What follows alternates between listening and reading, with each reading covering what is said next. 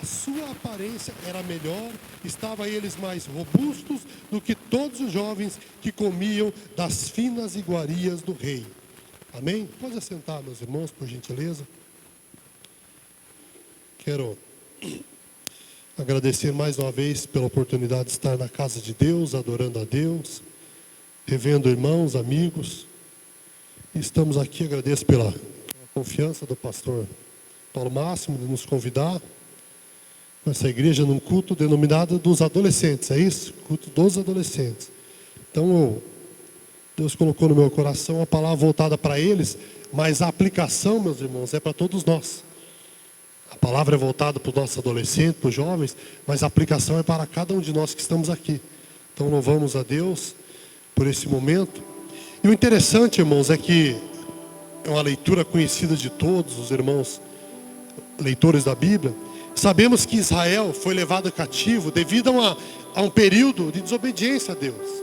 Israel e às vezes nós apontamos o dedo para Israel é rebelde. Israel, como muitos cristãos como nós, vive altos e baixos na fé. Israel, por um período de rebeldia a Deus, sofreu esse período de cativeiro, sofreu essa punição da parte de Deus. E Deus, aprove a Deus permitir que Israel fosse levado cativo. Mas o interessante de tudo isso, que essa primeira leva em que Nabucodonosor levou esses jovens indoutos, sábios, que sabiam se posicionar perante a um rei de classe nobre, é uma lição muito interessante para os dias atuais. O porquê? Por que nessa primeira leva, Nabucodonosor não levou outro tipo de pessoa? Que trabalhassem com o trabalho braçal, que soubessem usar a sua força para trabalhar. Irmãos, é algo muito interessante, porque para nós escravizarmos uma nação, nós precisamos tirar as cabeças pensantes do meio dela. Se nós escravizarmos as cabeças pensantes, aqueles que têm intelecto, dificilmente uma nação vai ser liberta. Só para nós analisarmos, olha o rumo que tomou a educação brasileira. Olha a educação que está sendo pregada e ensinada nas escolas do Brasil. Aí você vai conversar, infelizmente, com a maioria de jovens hoje, eles não sabem fazer uma conta básica. Por quê? Porque é a forma que eles fazem para escravizar o povo, para não dar sabedoria e conhecimento para o povo. Por quê? Porque o conhecimento, ele liberta uma nação. O conhecimento liberta um povo. Então é por isso que eles fazem de tudo para não permitir uma verdadeira educação, uma formação para a nossa juventude, para elas serem saradas e libertas. Mas no meio da casa de Deus, sempre vai ter aqueles jovens que vão se destacar aqui dentro e lá fora. E o interessante é que Nabucodonosor foi inteligentíssimo, porque ele falou: tragam pessoas que saibam se portar no meio da realeza. Só que algo que Nabucodonosor não contava é que iam ter pessoas jovens inteligentes, que sabiam se posicionar, que sabiam falar, que saberiam muitas das vezes debater alguns temas polêmicos. Mas ele não sabia que no meio daquele povo iam estar jovens que foram bem ensinados, embasados na palavra de Deus. E por que eu falo isso? Irmãos, isso é comprovado no Brasil por pesquisa em várias cidades. 70% dos nossos jovens que ingressam na faculdade, eles se desviam. 70% dos jovens do meio das igrejas evangélicas que ingressam nas faculdades acabam se desviando. Sabe por quê? Porque infelizmente eles não têm tido uma base sólida na palavra de Deus. Só que isso é interessante, porque quando acontece de algum jovem ou algum adolescente se desviar, geralmente nós apontamos o dedo: é culpa do pastor, é culpa do líder. Geralmente sobra para o líder. Porque o líder não abraçou, o líder não cuidou. Mas a responsabilidade de educar os nossos filhos com base na palavra de Deus é do pai e da mãe. Deuteronômio 6 nos diz: ensina ao menino, inculca a palavra na cabeça dele. Ensina a palavra, ele andando no caminho, assentado, coloca nos umbrais da sua casa a palavra de Deus, para que assim, quando ele crescer, ele não vai se desviar, porque a palavra está enraizada dentro do coração desse jovem e dessa jovem. É a responsabilidade do pai e da mãe instruir essa nossa juventude, para que quando o inimigo for oferecer as iguarias lá fora, ele fala: ei, não importa onde eu estou, o Deus que eu sirvo está comigo aqui. Ele não me deixa a sucumbir a essas iguarias. A nossa juventude precisa mais do que nunca ser embasada na palavra de Deus. Porque muitas vezes, meus irmãos, o cansaço do dia a dia dentro dos lares faz com que nós esqueçamos de cuidar, dar o devido cuidado para os nossos filhos, de orar em favor dos nossos filhos, de meditar na palavra juntamente com os nossos filhos. E por que eu falo isso? Porque muitas das vezes nós não investimos esse tempo com as nossas jovens e crianças lá em casa. Só que eles estão sendo bombardeados via internet, via programas televisivos, lá no colégio, através de um professor idealista, um professor que vai tudo contra os princípios de Cristo.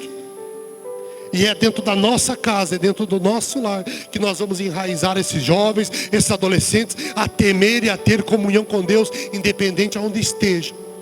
Essa foi a estratégia de Nabucodonosor, tirar as cabeças pensantes. Mas ele não contava que no meio dessas cabeças pensantes teria um remanescente que conhecia e era convicto da fé que exercia. Essa era a diferença deles. E o interessante, irmãos, é que esses jovens, algumas lições que eles vão nos passar, alguns pilares que mantiveram esses jovens firmes no meio de tudo isso. Porque agora, meus irmãos, vamos pensar no nosso contexto de hoje. Eu fui jovem, e eu falo com propriedade, mas com vergonha. Porque na minha época, e eu acredito que hoje também, nós não fazíamos muitas vezes as coisas erradas, com medo de algum irmão ver e falar para o pastor: ah, eu não vou fazer porque a irmã acabou de passar ali. Eu não vou fazer porque o dirigente da mocidade mora aqui do lado. E se vê, vai dar um enrosco. Agora esses jovens, não tinha ninguém vendo eles lá. Não tinha ninguém vendo eles lá. Não tinha um sacerdote, eles estavam longe do templo. Não tinha um profeta, quem sabe lá, para falar com eles. Não tinha um pai e uma mãe para poder falar: meu filho, não foi assim que eu te ensinei. Não tinha, quem sabe, aquele amigo mais velho que poderia ser uma referência para ele e falar: não é assim que se posiciona. Mas só que esses jovens, eles foram totalmente ao contrário do que nós conhecemos de evangelho vivido hoje.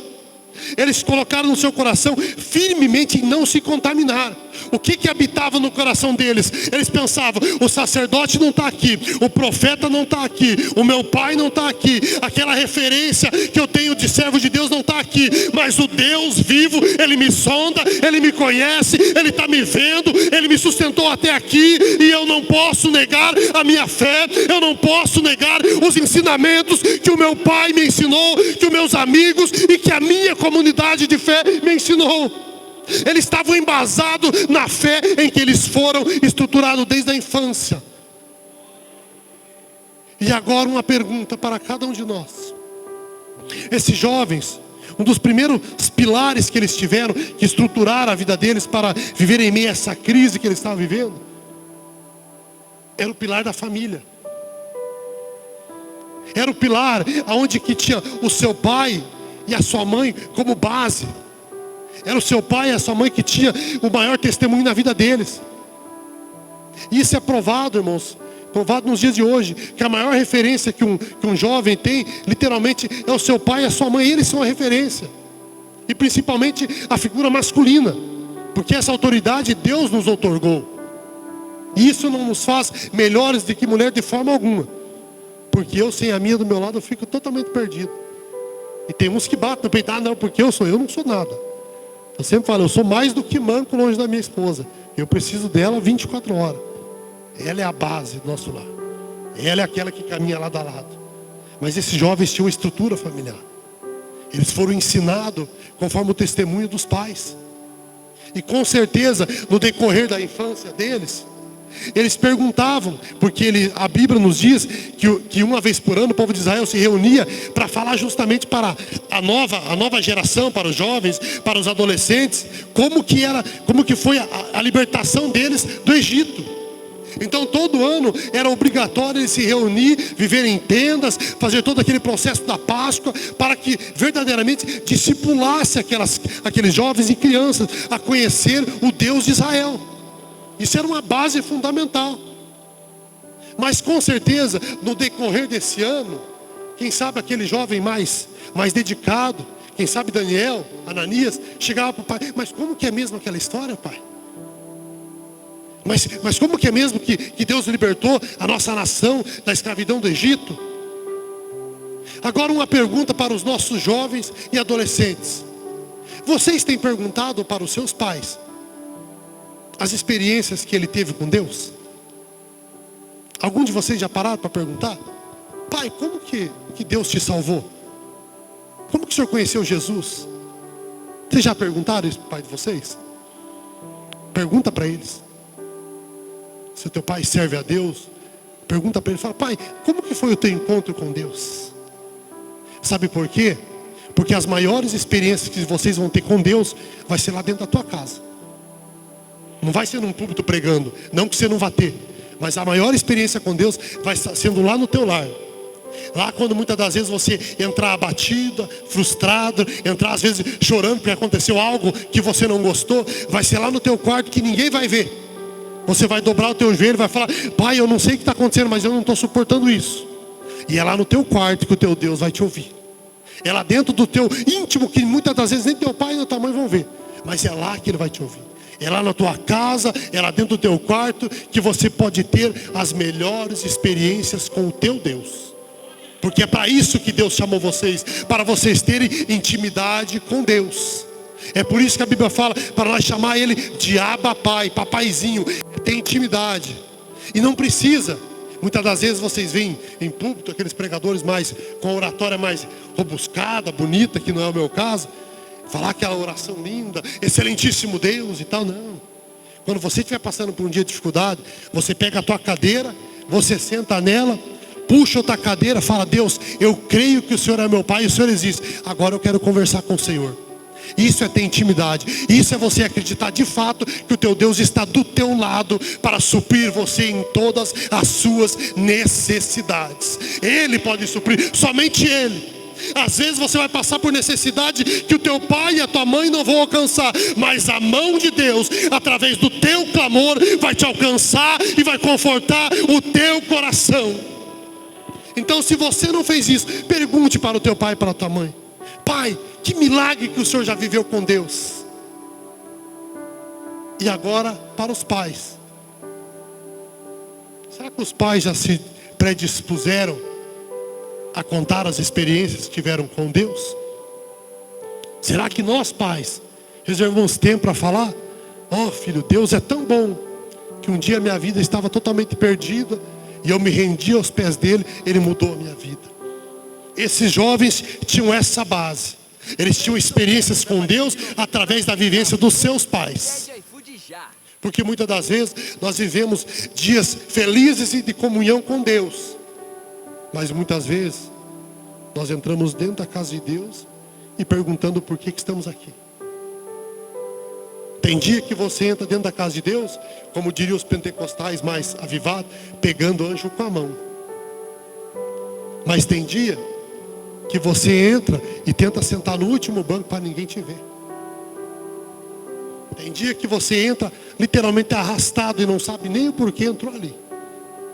Mas o mesmo Deus que esteve contigo no dia em que você estava pegando o anjo com a mão, é o mesmo que te trouxe até aqui no dia da tua maior fraqueza. Porque Ele sustenta e te cuida com a forma do amor que Ele tem por você. E é essas experiências que você tem que falar com os seus filhos, para mostrar que você não é um homem imbatível, que você não é uma mulher com a fé inabalável. Você tem que mostrar dentro da sua casa que você tem os seus dias de lamúrias, mas que em meio a esses dias o teu Deus esteve também do seu lado. Sabe por quê? Porque muitas das vezes, irmãos, nós principalmente o homem, mostra uma força e não passa para os seus filhos as fraquezas. Sabe por quê? Porque às vezes lá na frente o teu filho vai ter um dia de fraqueza, mas ele não vai ter tido um conselho de falar: meu filho, o pai já passou por isso também. Então também dentro do nosso lar, eu sei que é difícil. Muitas vezes nós temos que falar também as nossas fraquezas para os nossos filhos. Para eles saberem que em meio a um dia de triunfo e um dia de vale, o Deus também está com eles. O Deus Todo-Poderoso também sustenta em todos os momentos. Então é preciso ter uma base dentro de casa, para que os nossos filhos lá fora não sejam sucumbidos. Em todo momento é preciso buscar essa comunhão com Deus. Essa é a primeira base. Os seus pais com certeza contavam as suas experiências com Deus. E o principal de tudo, irmãos, que eles aprenderam é saber que eles tinham uma base familiar que sustentava o seu lar, mas sabiam que o centro principal era o Deus Todo-Poderoso governando a vida daquela família. Porque não adianta de nada a pessoa contar experiências com Deus, mas no dia a dia parece que as experiências ficaram só no passado. Não vê aquelas pessoas que quando vão falar testemunho parece que vive de 20 anos atrás? E eu acho interessante, e já que é uma mensagem para jovens e adolescentes, porque geralmente, irmãos, nós vemos pregadores descendo a lenha nessa geração. Porque essa juventude não é mais como a de antigamente. Porque antes nós fazíamos culto, pessoas eram batizadas com o Espírito Santo. Porque antes havia cura no meio da igreja.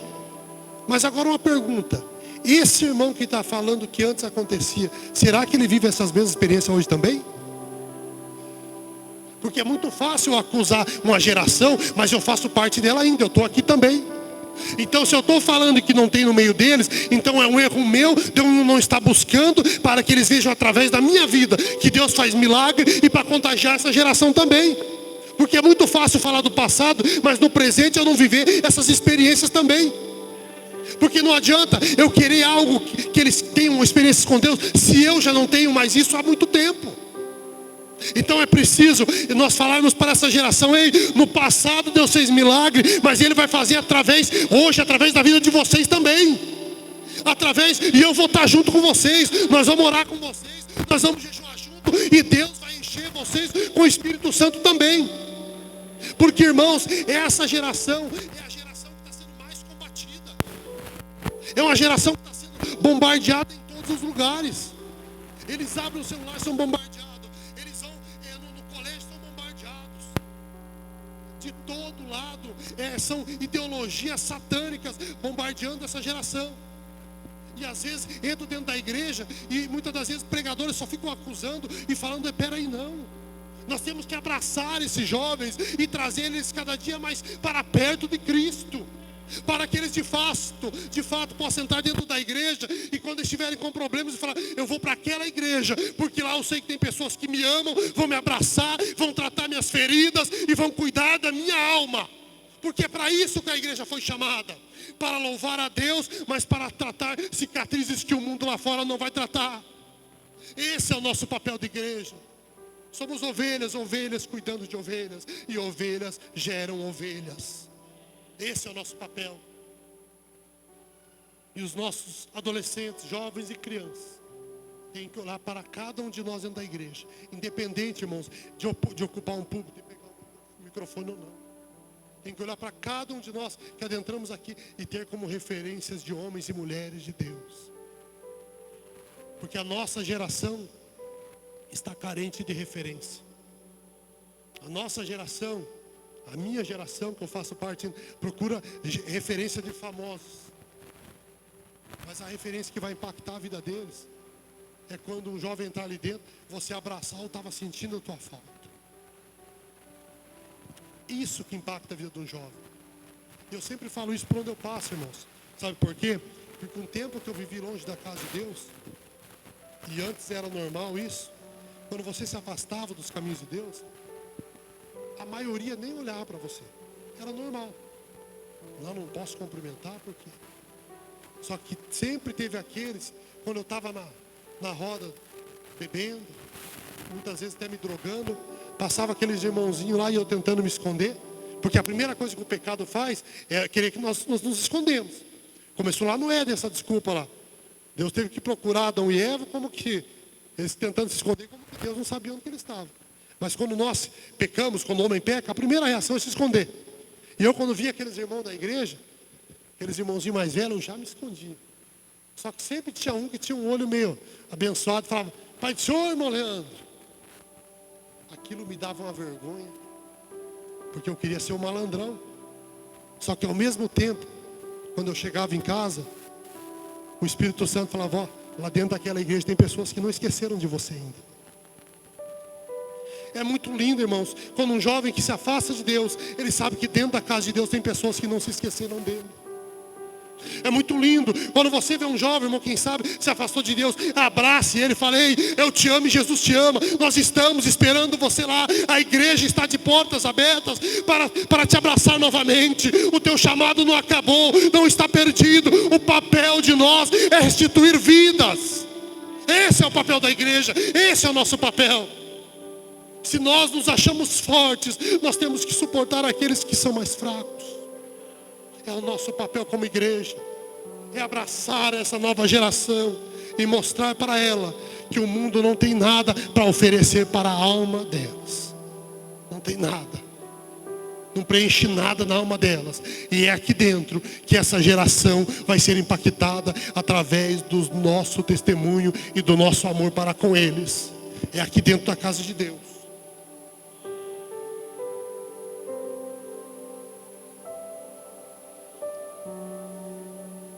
O segundo pilar, irmãos, que manteve aqueles jovens andando com Deus em tempos de crise, foi o pilar da convicção. Eles tinham convicção de quem eles eram e tinham convicção de quem era o Deus que eles serviam. E por que eu falo isso? Porque na nossa geração, nos dias atuais, melhor dizendo, estão falando por aí que um rapazinho, uma mocinha, ele pode ser o que ele quiser. Ah, se você é piazinho, você pode ser menina se quiser. Esse é o que se prega aí. Mas aqueles jovens, eles tinham convicção do que eles eram. Eles tinham convicção do que eles eram. E para a nossa geração, nós temos que sempre estar falando para eles: ei, no princípio criou macho e fêmea. Essa ideologia satânica não pode entrar dentro dos nossos lares. Nós temos que mostrar para os nossos filhos que Deus criou macho e fêmea, homem e mulher, homem de coragem, homem de vigor, homem de palavra. Nós temos que ensinar, principalmente dentro da nossa casa, que uma pessoa que serve a Deus tem que ser pessoa de palavra. Hoje em dia, você marca alguma coisa com uma pessoa, eu tenho certeza que muitos já viveram isso. Você fala com a pessoa hoje: ó, à tarde, em tal momento nós vamos conversar. Dá uns 20 minutos, a pessoa não vai dar mais, não sei o que aconteceu. Hoje é tanto imprevisto que eu não sei de onde que surge tanto imprevisto. É imprevisto para todo lado. Mas eu fui criado por um pai macho, que se ele falava, ele cumpria. E dentro da nossa casa, nós temos que passar isso para os nossos filhos. Dentro da nossa casa, você tem que falar um negócio para o teu filho, para a tua filha, mas você tem que ser até o extremo de cumprir o que você falou. Sabe por quê? Porque eles vão ter uma referência de verdade dentro do lar deles. Porque daí, lá fora, a verdade é relativa. Mas dentro da casa, só tem uma verdade. A verdade é embasada na palavra de Deus. Porque hoje, o que a pessoa fala de pé, não sustenta sentado. E nós temos que mostrar para essa geração que palavra é coisa séria. Eu sempre falo, um homem, para mim, quando perde a palavra, já não vale mais nada para mim. Não vou deixar de tratar ele e procurar que ele sirva a Deus. Mas uma pessoa que não cumpre com a palavra, eu já desconfio. Porque a primeira coisa que um filho vai buscar referência é na palavra de um pai e de uma mãe. Quer ver um exemplo? Quando Deus pronunciou e avisou a Noé que ia ter o dilúvio, quantas pessoas acreditaram que aconteceu o dilúvio? Quantas pessoas entraram na arca? Por quê? Olha que interessante. A Bíblia relata que, e historiadores também falam, teólogos falam, que nunca havia chovido na terra. Agora imagine, irmão, do nada. Um pai de família, um homem com certeza com um testemunho lindo, perfeito. Chega e começa a falar, ó, vai chover, Deus me mandou fazer uma arca. Agora imagine se Noé não fosse um homem de palavra. Será que os seus filhos e a família dele iam acreditar? Os filhos e a família de Noé abraçaram o projeto de Deus na vida dele, porque o pai dele com certeza era um homem de palavra. Quando o pai dele falou, ó, Deus me falou que vai chover e é para eu construir uma arca. Quem sabe, Cã, que já era mais, era aquele típico tirador de sarro, que dá para ver na história dele. Cã falou, o pai endoidou de vez agora.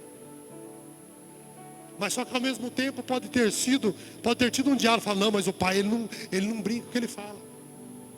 Quando o pai abre a boca para falar, é tudo verdade. Quando o pai não cumpriu o que ele falou? E com certeza eles falaram, se o pai falou, vai acontecer. Porque o pai, além de ter palavra, o pai tem comunhão com Deus. Porque o pai, quando ele fala que vai agora contextualizando para os nossos dias, o pai quando fala que vai no parque conosco, ele nega tudo e vai. Porque o pai quando fala que vai pregar na igreja, ele deixa tudo de lado e vai. Porque o pai quando fala que vai fazer uma comida diferente em casa para nós, independente, pode ligar o presidente da república, ele deixa de lado, mas faz o que ele falou que ia fazer. Irmãos, se nós como homens não priorizarmos a nossa família com as nossas palavras, lá fora vai ter gente que vai cumprir com o que fala com eles. Essa geração que está vindo precisa de homens e mulheres de palavra como referência na vida dele. Precisa de homens que quando fala que Deus vai fazer, Deus faz. Precisa de homens e mulheres que quando fala que Deus vai batizar com o Espírito Santo, Deus vai batizar de fato. Porque hoje em dia é muito para alegrar a plateia. Mas essa nossa geração está precisando de referência. E eu falo para vocês, com a autoridade de Deus, a referência é você. A referência é você. É vocês que são a referência para essa nova geração. Eles têm que olhar, entrar dentro da igreja e falar, ali está uma mulher de Deus, ali está um homem de Deus. Quando eles estiverem com um problema, que eles, quem sabe, algum motivo não querem falar com o pai e com a mãe, eles vão falar lá na igreja, eu vou falar com aquela irmã, porque ela tem a autoridade de Deus para abençoar a minha vida. Eu vou falar com o meu líder, porque ele é um homem que tem comunhão com Deus. Essa geração precisa de referência dentro da casa de Deus. Eles precisam ser convictos do que eles são. São servos de Deus. São servos tementes a Deus. Essa convicção é que eles têm que ter. É um pilar da convicção que nem esses jovens tinham. Sabe por quê? Porque quando eles foram levados cativo, mudaram o nome deles. Mudaram o nome de todos eles. Mas eles tinham convicção de quem ele era. Poderiam chamar ele de qualquer outro nome, mas eles sabiam o Deus a que eles serviam. Eles tinham convicção que o Deus Todo-Poderoso também estava ali com eles. Mudaram o meu nome, quiseram me chamar de outro nome, mas eu sei quem eu sou, eu sei quem me fez, e eu sei em quem eu tenho servido até o dia de hoje. Eu sei que o Deus que libertou o povo de Israel do Egito é o mesmo Deus que está comigo aqui nesse cativeiro. Isso é convicção. E essa nossa geração, e nós como servos de Deus, temos que ter a mesma convicção. Porque vocês são o sal da terra e luz do mundo.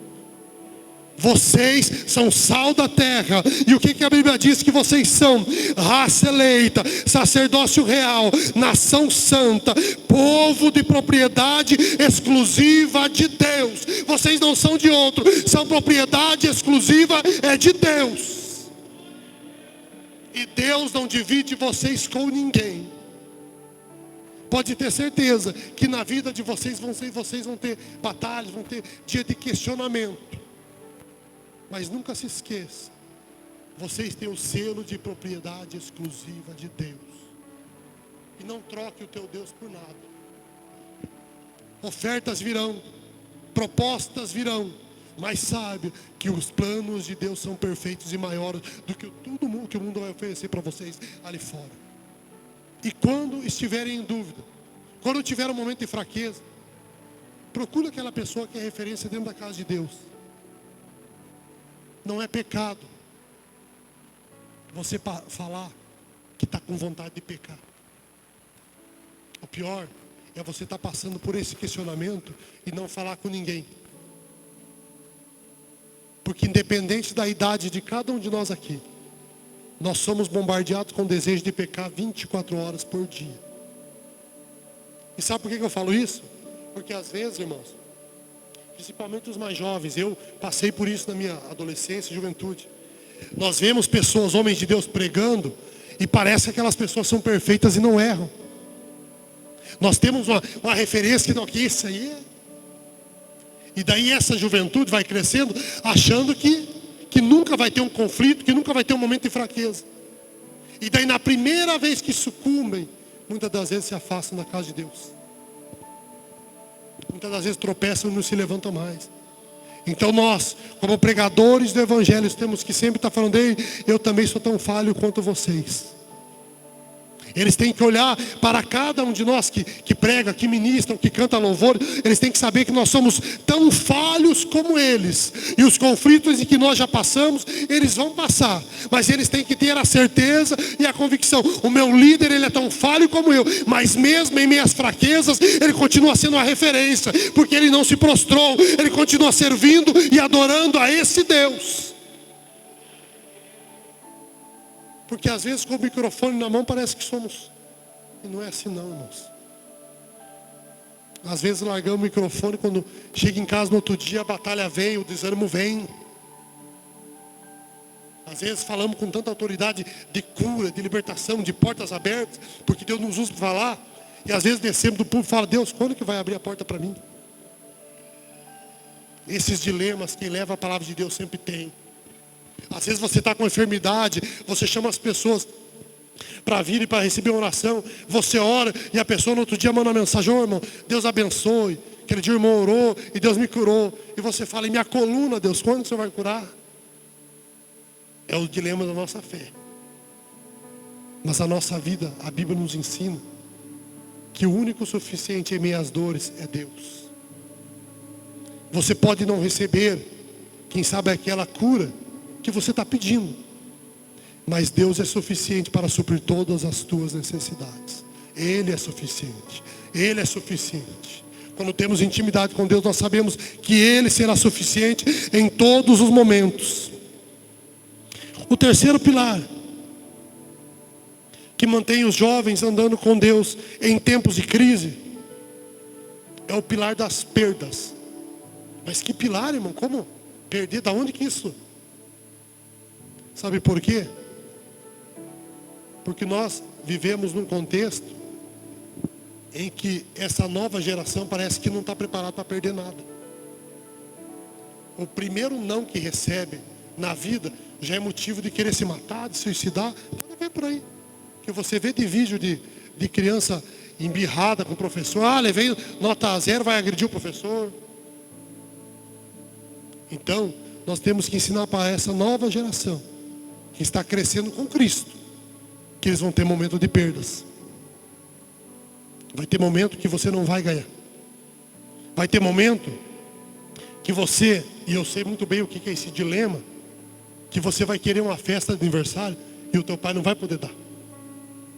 E quem é pai sabe o quanto ruim é. Teu filho querer algo e você não poder dar, o teu bolso não alcançar. E essa nova geração tem que aprender que na vida vai ter mais não do que sim. Mas volta a falar: Deus sempre será suficiente. Essa geração, ela tem que aprender a chorar as suas perdas, mas não se tornar escravos dela. Nós vamos ter perda, você vai chorar aquele momento, mas vai tocar a vida para frente, falar: eu chorei, eu perdi, mas eu vou conquistar de novo, eu vou lutar de novo, Deus vai me proporcionar de novo. Porque às vezes a nossa vida vai parecer que está indo, está tudo dando certo, e parece que tudo despenca de novo. É o momento da perda, é o momento do vale. Mas como a Bíblia mesmo diz, o nosso Deus que batalha nos montes, Ele também nos alcança no vale. O nosso Deus que nos dá vitória no monte é o mesmo que te alcança no vale. O mesmo Deus que te proporciona comprar uma casa nova, Ele vai estar presente com você, quem sabe, numa tapera cheia de goteira. Ele vai ser suficiente nos piores momentos da tua vida. Ele será suficiente. Ele sempre será suficiente para a tua vida. Agora, para você ver o dilema desses jovens. Porque quando nós lemos esse texto aqui, parece que é tudo tranquilo. Agora pare para pensar. Se hoje invadissem aqui e tirasse você de perto daquelas pessoas que você ama. Nada. Chegasse aqui, entrasse um exército aqui e pegasse os filhos do Paulo, por exemplo, me permita, e falar, você vai lá para um outro país estrangeiro lá. Você não vai ver mais teu pai. Imagine a dor daquele jovem. Imagine a dores daqueles jovens que tiraram tudo que eles mais amavam deles. Tirar do berço da sua família, do meio do seu lar. Arrancar do meio do seu pai e da sua mãe, que eram suas referências. Chegar a falar, a partir de hoje, nunca mais você vai ver teu pai e a tua mãe. Você vai ser meu servo lá na Babilônia. Imagina o conflito que esses jovens não estavam passando. Porque eu falo, às vezes as pessoas romantizam muito o Evangelho e as mensagens bíblicas não. Esses jovens passaram por dilemas. Esses jovens, eu tenho plena convicção de que a hora que eles estavam sendo levados escravos, eles foram em pranto, foram em lágrimas. Eu vou dar um exemplo. Eu perdi meu pai com 38 anos. Tem vezes que ainda eu me vejo chorando pela separação do meu pai. Imagine um jovem que perde a sua referência, que sai longe de tudo aquilo que ele mais ama. Quem sabe pelo caminho, um conversando com o outro, e agora o que vai ser de nós? Nós nem sabemos o que vai estar nos esperando lá. Imagine aquele jovem, quem sabe, deixando aquele melhor amigo, aquele amigo mais velho que era uma referência, deixando de lado. E quem sabe vendo os seus pais chorando, a sua mãe chorando, deixando os seus amigos chorando, e sabendo que nunca mais eles veriam aquelas pessoas a quem eles amam. Quer uma crise maior do que essa, você perder aquele que você ama e nunca mais ver? Aquele jovem, mesmo chorando, meio aos seus dilemas, eles estavam preparados para tudo. Porque com certeza, eles conheciam o Deus do pai deles. Eles tinham um legado. O pai e a mãe tinham deixado um legado na vida deles. Que falando, meu filho, a nossa nação é uma nação santa. A nossa nação é uma nação escolhida por Deus. Mas o nosso Deus, Ele é tão poderoso, porque em meio às crises, eles podem até tirar nós daqui, mas o nosso Deus vai estar junto conosco em todos os momentos. E quem sabe, aqueles jovens à beira do caminho, andando até chegar na Babilônia, eles falando, ei, agora parece que está tudo acabado. Quem sabe um deles chega e comenta, não, o meu pai me falou que o nosso Deus estará conosco em todos os momentos, independente aonde nós estivermos. É essa convicção que essa nova geração tem que ter. É que independente aonde que eles pisem, o Deus soberano estará com eles. O Deus que formou a vida deles, o Deus que soprou o ar de vida deles, eles vão ter a convicção de que Deus em todo momento estará com eles.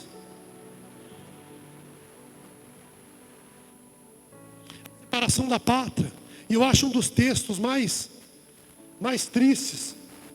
E eu vou ler aqui, para vocês entenderem a dor de quem foi levado escravo para a Babilônia. Às margens do rio da Babilônia, nós nos assentávamos e chorávamos, lembrando-nos de Sião, nos salgueiros que lá havia, pendurávamos as nossas harpas, pois aqueles que nos levaram cativos nos pediam canções, e os nossos opressores que fôssemos alegres, dizendo, entoai-nos um louvor de Sião.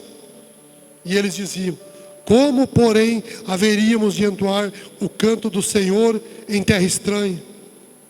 Se eu de ti me esquecer, ó Jerusalém, que se resseque a minha mão direita, apegue-se a minha língua ao meu paladar, E se não me lembrar de ti, se não preferir eu, Jerusalém, a minha maior alegria, contra os filhos de Edom, lembra-te, Senhor, do dia de Jerusalém. Pois diziam: arrasai, arrasai até os fundamentos. Filha da Babilônia, que hás de ser destruída, feliz é aquele que te der o pago do teu mal que nos fizeste. Feliz é aquele que o dos teus filhos esmagá-los contra as pedras. Imagina a dor daqueles jovens. Imagina a dor. As pessoas falando: cante os lindos louvores que vocês cantavam lá em Sião. Cante esses louvores. E eles falavam: como que eu vou cantar um louvor de alegria se eu estou sofrendo em terra estranha? Como que eu vou entoar louvores de gratidão e de alegria se eu não tenho mais aqueles a quem eu amo do meu lado? Se coloque no lugar desses jovens, para você ver o tanto que era difícil para eles. Agora o quarto pilar, e já finalizando. O pilar que mantém um jovem andando com Deus em tempos de crise é o pilar da comunhão e confiança em Deus. E o interessante é que esses jovens, eles tinham tanta comunhão com Deus, que eles estavam preparados para tudo. E por que eu falo isso? Eu já disse aqui antes e vou repetir. Nós temos que ensinar a essa nova geração a saber que servir a Deus vai ter momento em que você, guardado as devidas proporções, vai ter quase tudo que você quer. Mas também vai ter momentos na tua vida que você não vai ter aquilo que você quer. E é isso que é o momento de dilema. E volto a falar. Porque nos dias em que vivemos, as pessoas estão acostumadas com tudo rápido, porque acham que vai querer alguma coisa e já vai ter. Acha que vai querer o melhor tênis, já vai ter. Acha que vai querer ter o melhor carro, já vai ter. Mas a realidade da vida, ela é dura. A realidade dos dias atuais não é bem assim. Porque hoje o consumismo que tem atacado a nossa geração, a pessoa compra um celular novo, já lança outro e já quer correr atrás. Mas nesses dias em que vivemos, nós temos que preparar a nossa geração a sofrer tudo, a ter momentos bons e a ter momentos de dificuldade. Filipenses 4:12, o que nos fala é: digo isto, não por causa da pobreza, porque aprendi a viver contente em toda e qualquer situação, tanto sem estar humilhado, como também ser honrado. De tudo em todas as circunstâncias já tenho experiência, tanto de fartura como de fome, assim de abundância e de escassez. Tudo posso naquele que me fortalece. Você vai ter o que você quer, e muitas das vezes você não vai ter o que você quer. Mas em Deus você pode tudo. Você pode passar pelo vale, mas você pode estar triunfando também na montanha. Em Deus, se você manter uma comunhão convicta com Deus, como aqueles jovens tiveram, você vai triunfar em todos os momentos. Então nós devemos ensinar para essa geração que nos momentos de dificuldade, Deus será suficiente para a tua vida. Nos momentos de questionamento, Deus vai ser suficiente para a tua vida. Aqueles jovens tinham tanta convicção que eles não se corromperam longe da sua família, longe do templo e longe, aparentemente, da comunhão com Deus. Porque muitos idolatravam o templo e se esqueciam. Eles pensavam: quem sabe, o sacerdote não está aqui, mas o Deus do meu pai está aqui do meu lado e tem cuidado de mim até o dia de hoje. Esses jovens, eles andaram com Deus em tempos de crise, não sucumbiram, mesmo estando em terra estranha, porque tinham a convicção de que mesmo estando longe da pátria amada e dos amigos e familiares, propuseram em seus corações fazerem a diferença, serem sal e luz. Eles pensaram: estamos longe do templo, mas vamos atrair a presença de Deus para junto de nós. e assim andaram com Deus em tempos de crise. E o que eu quero finalizar dizendo? Muitas das vezes você vai estar longe da casa de Deus, mas você vai poder atrair a presença de Deus lá dentro da sua classe, lá dentro da tua escola. Você vai estar longe da casa de Deus, mas você vai atrair a Deus dentro do seu quarto, dentro da sua casa, em momentos de crise. Você tem essa autoridade outorgada por Cristo de atrair a presença de Deus aonde você estiver, porque você leva o selo de Cristo. Você é representante de Cristo na terra e Ele te acompanha em todos os momentos e em todas as circunstâncias. Eu peço para se colocar de pé em nome de Jesus.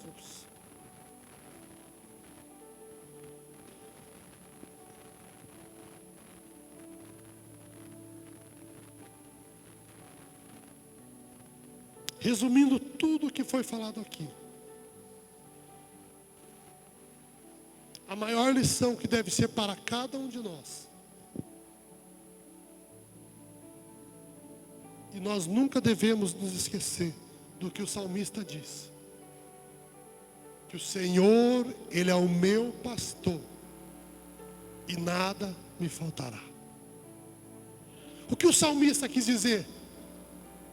Que Deus era o Senhor da vida dele, era o pastor que cuidava dele, e que ele não ia ter falta de nada, que sempre ele ia ter dinheiro sobrando, que ele ia sempre ter as melhores roupas. Não, o salmista não quis dizer isso. O salmista, se a gente for ler na raiz dos originais, ele estava dizendo: o Senhor, Ele é o meu pastor, eu não preciso de mais nada, Ele é suficiente para a minha vida. O Senhor, Ele é o meu pastor, eu posso não morar na casa que eu desejo, mas o meu Deus é suficiente para a minha vida. Eu posso não ter a roupa que eu sonho em ter, mas o Senhor, Ele é o meu pastor, e Ele é suficiente para me trazer alegria, independente das circunstâncias. Ele é o meu pastor, Ele é suficiente em todas as circunstâncias. Então aprenda, o teu Deus, Ele é suficiente, independente da caminhada da tua vida, independente aonde você esteja passando, andando, independente da prova que você esteja passando, o teu Deus é suficiente para suprir todas as suas necessidades. Quem sabe não é o que você quer, mas o que você precisa, o teu Deus será suficiente para suprir na tua vida e na vida daqueles a quem você ama. Ele é suficiente, somente Ele.